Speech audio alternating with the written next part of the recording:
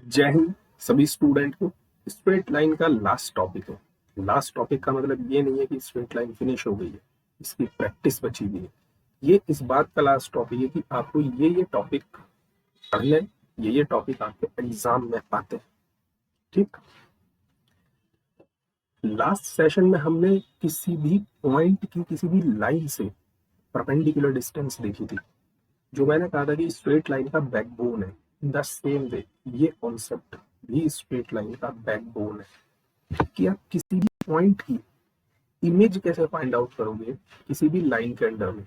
जैसे मेरे पास अगर कोई पॉइंट है x1 y1 और ये मेरे पास एक लाइन गिवन है ax plus dy plus C equals to 0। तो इस पॉइंट की, इस लाइन के अलावा जो इमेज आएगी ये क्या होगी, इसके कोऑर्डिनेट क्या होंगे, इस बारे में इंटरेस्टेड है।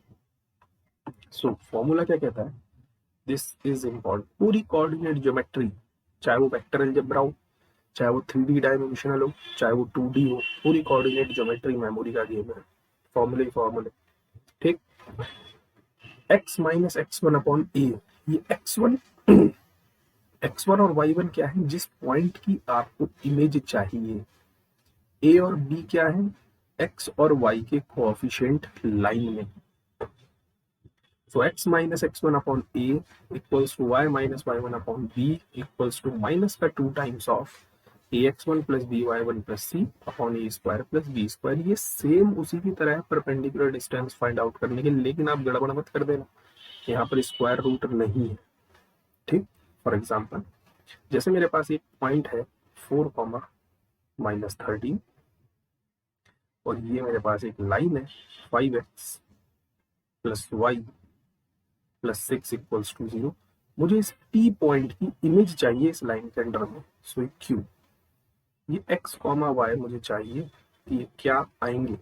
तो मैंने क्या बोला, x minus x1 is what 4, x minus x1 upon ये x का coefficient a, so x minus x1 upon a equals to y minus y1 is -13, so minus minus plus बना देना, upon b is what, y का coefficient कौन है 1, equals to -2 times of a यानी 5 into x1, x की जगह पर x1 कितना है 4, प्लस b कितना है 1, y1 y की जगह पर y वाला point -13 plus 6 upon a square plus b square 5 square plus 1 square.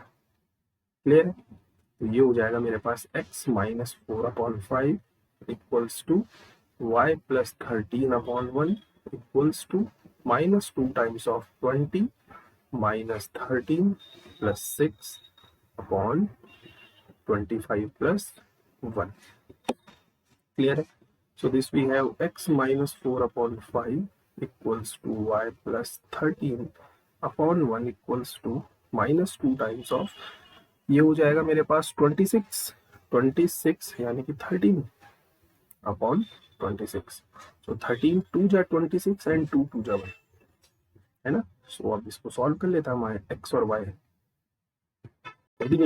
Easily मिल जाएंगे। So we have x minus 4 upon 5 equals to y plus 13 upon 1 equals to this we have -1। now ये तीनों quantities आपस में बराबर है, इसका मतलब x माइनस 4 अपॉन 5 की वैल्यू -1 के बराबर होगी एंड y प्लस 13 अपॉन 1 की वैल्यू भी -1 के बराबर आएगी।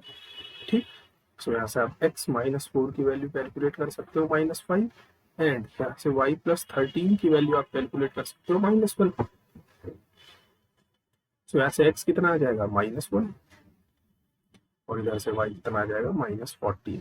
सो इस पॉइंट की जो इमेज निकली है वो कितनी निकली है -1 -14। इंपॉर्टेंट टॉपिक है। ठीक, नेक्स्ट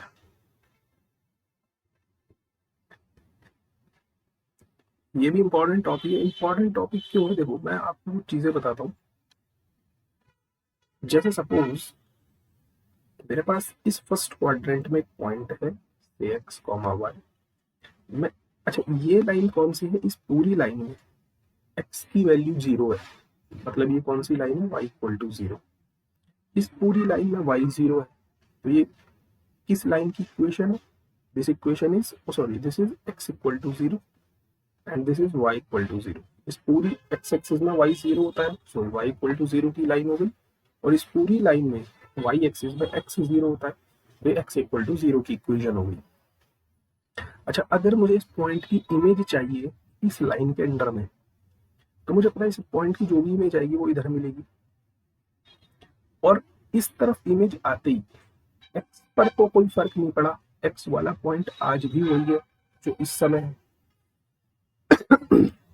है ना, लेकिन वाई कोऑर्डिनेट नेगेटिव हो गया। इन द सेम वे अगर मैं इस पॉइंट की इमेज इस लाइन के अंडर में निकालता हूँ, तो मुझे पता है मेरा वाई कोऑर्डिनेट तो अभी भी चेंज नहीं हुआ, वाई तो जैसा था वैसे ही है, लेकिन एक्स कोऑर्डिनेट नेगेटिव हो गया। ऐसे अच्छा, अगर मुझे इस पॉइंट की इमेज यहाँ पर चाहिए तो वो क्या मिलेगी? तो हम कहेंगे सर देखो एक्स कोऑर्डिनेट तो हमारा बदला ही नहीं, लेकिन वाई कोऑर्डिनेट नेगेटिव हो गया, है ना। अच्छा, अगर इस पॉइंट की इमेज यहाँ पर चाहिए तो सर एक चीज ध्यान से देखो, वाई कोऑर्डिनेट तो माइनस वाई था, आगे भी माइनस वाई है, लेकिन एक्स कोऑर्डिनेट इधर आगे पॉजिटिव बन गया। क्लियर? ये क्वाड्रेंट में इमेजेस है। अच्छा, जो वाई इक्वल टू एक्स की लाइन होती है ये वाली, ये वाई इक्वल टू एक्स की लाइन होती है।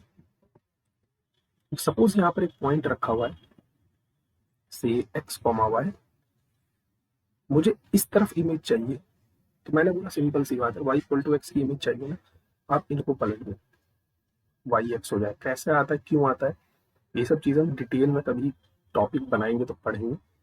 फिलहाल वाई इक्वल टू एक्स अगर आपको लाइन गिवन है तो इसके अंडर में इमेज कैसे निकलती है, बस आप इनके टपल्स को पलट दो। जैसे इस क्वेश्चन में देखो क्या बोला, वो कह रहा है if the image of this point 2,3 की image y equal to X की मिरर में हमें एक पॉइंट मिलता है q, मतलब ये 2,3 मेरे पास एक पॉइंट है सॉरी, इसकी मुझे इमेज फाइंड आउट करनी है y इक्वल टू एक्स में। तो मैंने कहा y इक्वल टू एक्स में इमेज चाहिए ना, आप इनके टपल्स को बदल दो, इसको 3,2 लिख दो, तो ये पॉइंट मेरा q है। अभी यहाँ पर किस्सा खत्म नहीं हुआ, एंड इमेज q, और इस q की इमेज चाहिए मुझे y इक्वल टू 0 पे। अच्छा, y इक्वल टू 0 पर चाहिए। अब स्टूडेंट सोचेगा y equal to 0, y equal to 0 जहां पर y 0 होता है, y 0 कहां पर होता है? x एक्सिस में 0 होता है, मतलब इस पॉइंट की इमेज मुझे x एक्सिस के अंडर में चाहिए। मतलब यहाँ पर मेरे पास पॉइंट है, ये दोनों पॉजिटिव है, मतलब फर्स्ट क्वाड्रेंट का, और इस लाइन में y इक्वल टू 0 होता है, मतलब इसकी जो इमेज आएगी, इसकी इमेज में x कोऑर्डिनेट तो चेंज नहीं होगा, लेकिन y कोऑर्डिनेट नेगेटिव हो जाएगा। अच्छा, तो मतलब ये 3,-2 मैंने कहा यही फाइनल आंसर है, यही पॉइंट आपका आर पॉइंट है। ठीक, ये लास्ट टॉपिक है आपका, इतना इंपॉर्टेंट नहीं है लेकिन पढ़ लेता हूँ। हमारे पास सपोज कोई भी दो स्ट्रेट लाइंस है, इन्होंने कोई ना कोई एंगल जरूर बनाया होगा थीटा, है ना, कहीं भी बना सकते हैं, इधर भी बना सकते हैं थीटा। तो इनको बाइसेक्ट करती हुई एक लाइन, चाहे ऐसी निकालू चाहे ऐसी निकालू, इसकी इक्वेशन क्या होगी? तो ये याद करनी पड़ेगी, ऑब्वियस सी बात है। The equation of the bisector of the angle, किसका बाइसेक्टर? एंगल का bisector between the two lines, दो लाइंस के बीच में एंगल का बाइसेक्टर, इसकी इक्वेशन क्या होती है?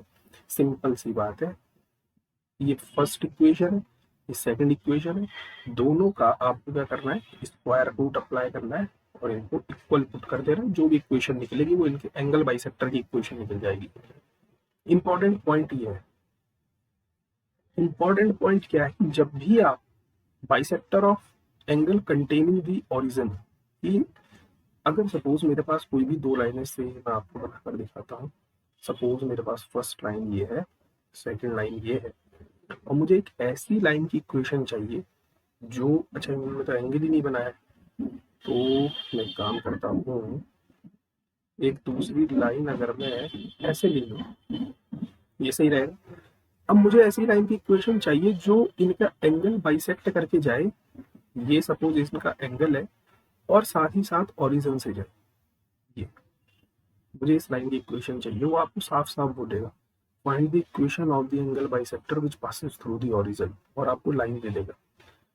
इस केस में आपको क्या करना है, सबसे इंपॉर्टेंट बात ये है कि आपकी जो कांस्टेंट टर्म है वो पॉजिटिव होनी चाहिए, नहीं है तो आप बनाओगे कैसे, बनाओगे माइनस साइन से मल्टीप्लाई करके।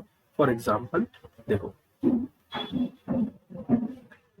ये जो आपके सामने फर्स्ट इक्वेशन दी है इसमें कांस्टेंट टर्म नेगेटिव है, तो हम क्या करेंगे, हम इस पूरी इक्वेशन में माइनस साइन से मल्टीप्लाई करवा देंगे। मतलब ये हमें कैसे दिखेगा, माइनस का 4x माइनस का 3y plus 6 equals to 0। And यहाँ पर कांस्टेंट टर्म पॉजिटिव है पहले से ही, तो इसको हम छेड़खानी भी नहीं करेंगे। 5x plus 12y plus 9 equal to 0। Simple, बस यही करना था। अब आपकी इक्वेशन क्या आ जाएगी, माइनस का 4x माइनस का 3y plus 6 upon square root of A square plus B square, मतलब 16 plus 9। This is equals to, here we have 5x plus 12y plus 9 upon the square root of 25 plus 144 है ना। अब आप simply solve कर देना इनकी cross multiply करवा के, तो आपकी इक्वेशन निकल के आ जाएगी एंगल बाइसेक्टर की जो ऑरिजिन से पास हो रहा है, plus 9 upon this we have 30, cross multiply करो आपका आंसर आपको मिल जाएगा। ठीक, सो इस स्ट्रेट लाइन में जितने भी इंपॉर्टेंट टॉपिक है जो आपके एग्जाम पॉइंट ऑफ व्यू से रेलेवेंट है वो सारे हमने डिस्कस किए। प्रैक्टिस शीट निकालूंगा मैं बाद में, जब 80 to 90% सिलेबस हमारा कंप्लीट हो जाएगा तब प्रैक्टिस करेंगे। प्रैक्टिस छोटे मोटे क्वेश्चन होगी नहीं, जो आपके एग्जाम का लेवल है उस एग्जाम की। ठीक, तब तक वीडियो को लाइक करो, शेयर करो, सब्सक्राइब करो। जय हिंद, जय भारत।